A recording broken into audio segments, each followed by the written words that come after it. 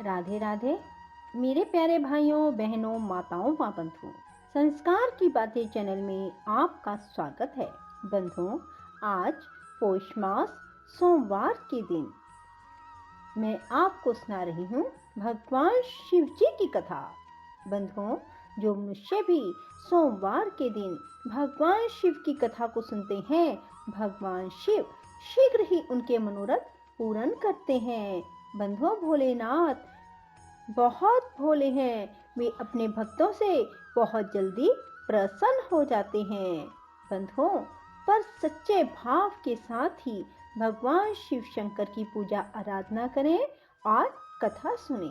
बंधुओं, यदि आपने YouTube चैनल संस्कार की बातें अब तक सब्सक्राइब नहीं किया तो जरूर करें और बेल आइकन दबाना ना भूलें, ताकि आपको हमारी आने वाली सभी वीडियोस की जानकारी सबसे पहले हो सके।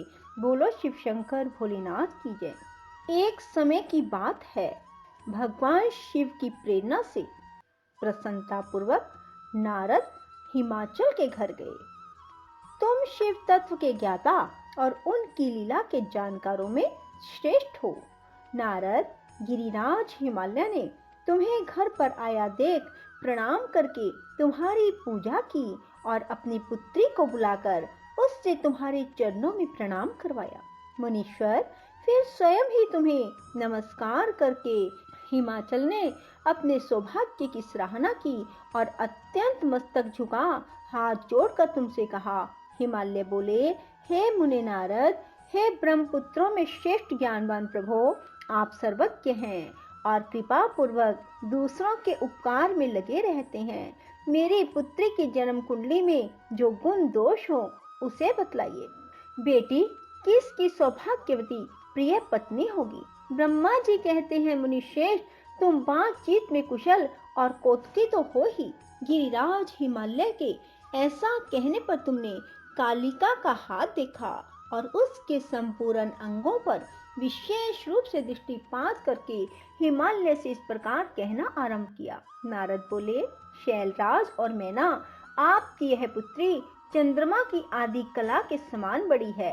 समस्त शुभ लक्षण इसके अंगों की शोभा बढ़ाते हैं। यह अपने पति के लिए अत्यंत सुखदायिनी होगी और माता पिता की भी कीर्ति बढ़ाएगी। संसार की समस्त नारियों में यह परम साध्वी और स्वजनों को सदा महान आनंद देने वाली होगी। गिरिराज, तुम्हारी पुत्री के हाथ में सब उत्तम लक्ष्मण ही विद्यमान है, केवल एक रेखा विलक्षण है। उसका यथार्थ फल सुनो। इसे ऐसा पति प्राप्त होगा जो योगी, नंग धड़ंग रहने वाला, निर्गुण और निष्काम होगा। उसके ना माँ होगी ना बाप, उसे मान सम्मान का भी कोई ख्याल ना होगा और वह सदा अमंगल वेश धारण करेगा। ब्रह्मा जी कहते हैं, नारद, तुम्हारी इस बात को सुन और सत्य मानकर मीना तथा हिमाचल दोनों पति पत्नी बहुत दुखी हुए। परंतु जगदम्बा शिवा तुम्हारे ऐसे वचन को सुनकर और लक्षणों द्वारा उस भावी पति को शिव मानकर मन ही मन हर्ष से खिल उठी।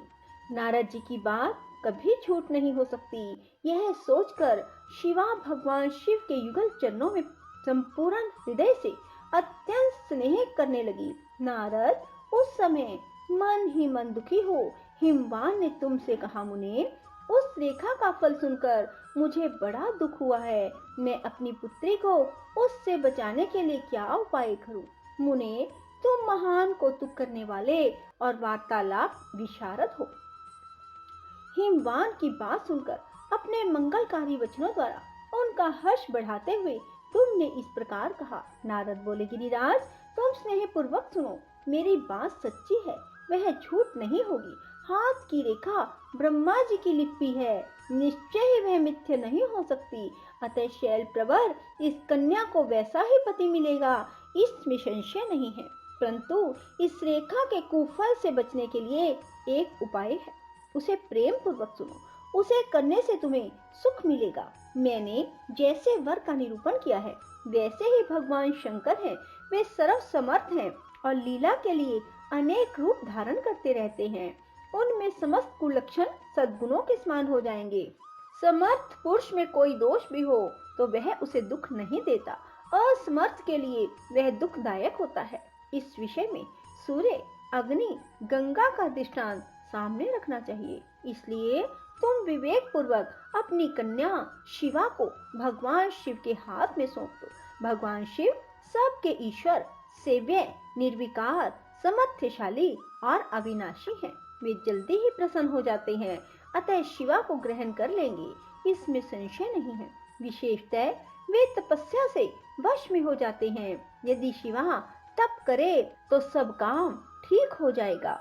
सर्वेश्वर शिव सब प्रकार से समर्थ हैं। वे इंद्र के वज्र का भी विनाश कर सकते हैं। ब्रह्मा जी उनके अधीन हैं। वे सबको सुख देने वाले हैं। पार्वती भगवान शंकर की प्यारी पत्नी होगी। वह सदा रुद्रदेव के अनुकूल रहेगी, क्योंकि यह महासाध्वी और उत्तम व्रत का पालन करने वाली है तथा माता पिता के सुख को बढ़ाने वाली है। यह तपस्या करके भगवान शिव के मन को अपने वश में कर लेगी और वे भगवान भी इसके सिवा किसी दूसरी स्त्री से विवाह नहीं करेंगे। इन दोनों का प्रेम एक दूसरे के अनुरूप है। वैसा उच्च कोटि का प्रेम ना तो किसी का हुआ है, ना इस समय है, ना आगे होगा। गिरिश्रेष्ठ, इन्हें देवताओं के कार्य करने हैं। उनके जो जो काम नष्ट प्राय हो गए हैं, उन सब का इनके द्वारा पुनः उज्जीवन या उद्धार होगा। अद्रिराज, आपकी कन्या को पाकर ही भगवान हर अर्धनारीश्वर होंगे। इन दोनों का पुनः हर्ष पूर्वक मिलन होगा। आपकी यह पुत्री अपनी तपस्या के प्रभाव से सर्वेश्वर महेश्वर को संतुष्ट करके उनके शरीर के आधे भाग को अपने अधिकार में कर लेगी, उनका अर्धांग बन जाएगी। गिरिश्रेष्ठ, तुम्हें अपनी यह कन्या भगवान शंकर के सिवा दूसरे किसी को नहीं देनी चाहिए। यह देवताओं का गुप्त रहस्य है, इसे कभी प्रकाशित नहीं करना चाहिए। हिमालय ने कहा, ज्ञानी मुने नारद, मैं आपको एक बात बता रहा हूँ, उसे प्रेम पूर्वक सुनिए और आनंद का अनुभव कीजिए। सुना जाता है महादेव जी सब प्रकार की आसक्तियों का त्याग करके अपने मन को संयम में रखते हुए नित्य तपस्या करते हैं। देवताओं की भी दृष्टि में नहीं आते। देव ऋषि ध्यान मार्ग में स्थित हुए वे भगवान शंभु पर ब्रह्म में लगाए हुए अपने मन को कैसे हटाएंगे? ध्यान छोड़कर विवाह करने को कैसे उद्यत होंगे? इस विषय में मुझे महान संदेह है। दीपक की लो के समान प्रकाशमान, अविनाशी, प्रकृति से परे, निर्विकार, निर्गुण, सगुण, निर्विशेष और निरीह जो परब्रह्म है, वही उनका अपना सदाशिव नामक स्वरूप है। अतः वे उसी का सर्वत्र साक्षात्कार करते हैं, किसी बाहरी अनात्म वस्तु पर दृष्टि नहीं डालते। मुने, यहाँ आए हुए किन्नरों के मुख से उनके विषय में नित्य ऐसे ही बात सुनी जाती है। क्या वह बात मिथ्या है? विशेषतः यह बात भी सुनने में आती है, भगवान हर ने पूर्व काल में सती के समक्ष एक प्रतिज्ञा की थी। उन्होंने कहा था, दक्ष कुमारी प्यारी सती, मैं तुम्हारे सिवा दूसरी किसी स्त्री का अपनी पत्नी बनाने के लिए न वर्ण करूंगा न ग्रहण। यह मैं तुमसे सत्य कहता हूँ। इस प्रकार सती के साथ उन्होंने पहले ही प्रतिज्ञा कर ली है। अब सती के मर जाने पर वे दूसरी किसी स्त्री को कैसे ग्रहण करेंगे? यह सुनकर तुमने कहा, महामते गिरिराज, इस विषय में तुम्हें चिंता नहीं करनी चाहिए। तुम्हारी यह पुत्री काली ही पूर्व काल में दक्ष कन्या सती हुई थी।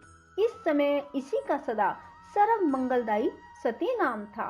वे सती दक्ष कन्या होकर रुद्र की प्यारी पत्नी हुई। उन्होंने पिता के यज्ञ में अनादर पाकर भगवान शंकर का भी अपमान हुआ देख क्रोध पूर्वक अपने शरीर को त्याग दिया। वे ही सती फिर तुम्हारे घर में उत्पन्न हुई। तुम्हारी पुत्री साक्षात जगदम्बा शिवा है। यह पार्वती भगवान हर की पत्नी होगी, इसमें संशय नहीं है। नारद, ये सब बातें तुमने हिमवान को विस्तार पूर्वक बताई। पार्वती का वह पूर्व रूप और चरित्र प्रीति को बढ़ाने वाला है। काली के उस संपूर्ण पूर्व वृतांत को तुम्हारे मुख से सुनकर हिमवान अपनी पत्नी और पुत्र के साथ तत्काल संदेह रहित हो गए। इसी तरह तुम्हारे मुख से अपनी इस पूर्व कथा को सुनकर काली ने लज्जा के मारे मस्तक झुका लिया और उसके मुख पर मन मुस्कान की प्रभा फैल गई। गिरिराज हिमालय पार्वती के उस चरित्र को सुनकर उनके माथे पर हाथ फेरने लगे और मस्तक सूंघकर उसे अपने आसन के पास बिठा लिया। नारद, इसके बाद तुम उसी क्षण प्रसन्नता पूर्वक स्वर्ग लोक चले गए और गिरिराज हिमवान भी मन ही मन मनोहर आनंद से युक्त हो अपने सर्व संपत्तिशाली भवन में प्रविष्ट हो गए। बोलो शिव शंकर भोलेनाथ की जय, माँ पार्वती की जय। राधे राधे, जय श्री कृष्णा। बंधुओं, यदि आपको हमारी वीडियो पसंद आए तो इसे लाइक करें और शेयर भी जरूर करें। धन्यवाद।